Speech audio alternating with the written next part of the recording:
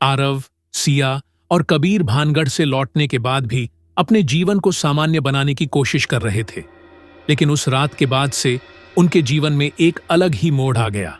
आरव के फोन पर एक नई ईमेल आई। तुमने मेरा पहला श्राप खत्म किया, लेकिन दूसरा श्राप तुम्हारे दरवाजे पर दस्तक दे रहा है। कबीर ने यह ईमेल देखा और चौंकते हुए कहा, यह कोई खेल नहीं है, यह कुछ और बड़ा है। हमें यह पता लगाना होगा कि इसके पीछे कौन है। सिया के घर पर अजीब घटनाएं होने लगीं।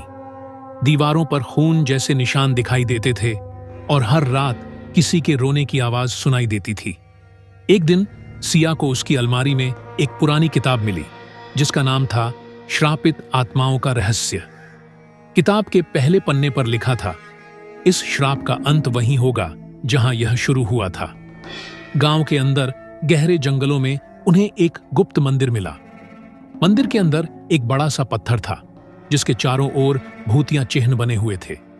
जैसे ही उन्होंने चाबी को पत्थर के पास रखा, अचानक मंदिर के दरवाजे बंद हो गए।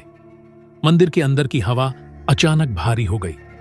वहां की दीवारों पर भूतियां आकृतियां उभरने लगीं।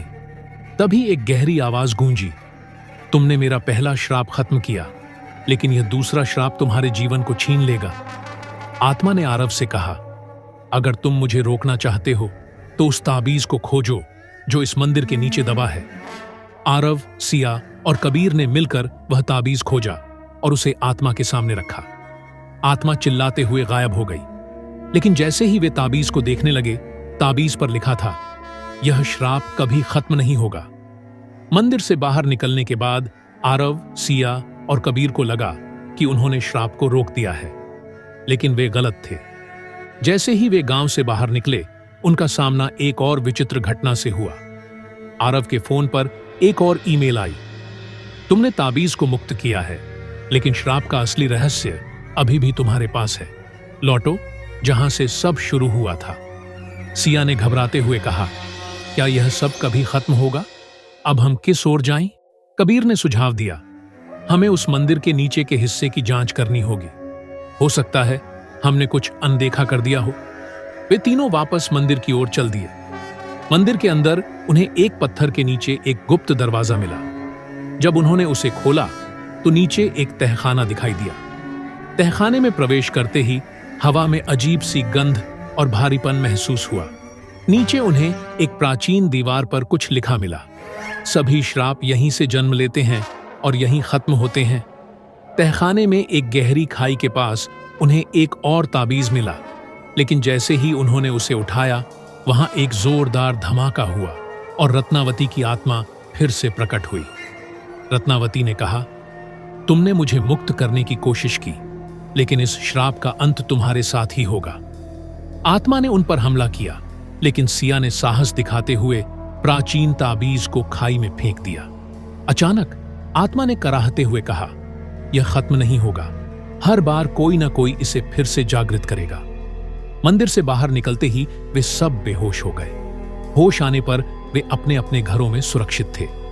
आरव के फोन पर एक अंतिम ईमेल आया, तुमने इस बार बचा लिया, लेकिन अगली बार यह तुम्हारे अपने से शुरू होगा। रत्नावती की आत्मा के क्रोध को शांत करने के बाद आरव, सिया और कबीर ने सोचा कि उनकी मुसीबतें खत्म हो चुकी हैं। लेकिन रात के सन्नाटे में जब तीनों अपने अपने घरों में थे, उन्होंने एक अजीब सी गूंज सुनी, श्राप खत्म नहीं हुआ है, यह सिर्फ सो गया है। आरव के फोन पर फिर एक ईमेल आई, श्राप का अंतिम हिस्सा अब तुम्हारे पास है। अगर इसे खत्म करना है तो तुम्हें भानगढ़ में अंतिम बार लौटना होगा। आरव ने सिया और कबीर को यह ईमेल दिखाई। डर और जिज्ञासा के बीच उन्होंने वापस जाने का फैसला किया। वे भानगढ़ पहुंचे और मंदिर के तहखाने में गए। इस बार तहखाना पहले से ज्यादा अजीब और डरावना था। दीवारों पर खून के निशान और चीखों की आवाजें उनके डर को बढ़ा रही थीं। तहखाने के सबसे गहरे हिस्से में उन्हें एक और दरवाजा मिला। जैसे ही उन्होंने उसे खोला, वे एक विशाल गुफा में पहुंच गए। गुफा के बीचों बीच एक प्राचीन दीपक रखा था। दीपक को छूते ही रत्नावती की आत्मा फिर प्रकट हुई, लेकिन इस बार उसकी आंखों में क्रोध के बजाय शांति थी। उसने कहा, यह दीपक मेरे जीवन और मेरे श्राप का स्रोत है। इसे जलाकर तुम इस श्राप को हमेशा के लिए खत्म कर सकते हो, लेकिन ध्यान रखना, इसकी कीमत चुकानी पड़ेगी। आरव, सिया और कबीर ने दीपक को जलाने का फैसला किया।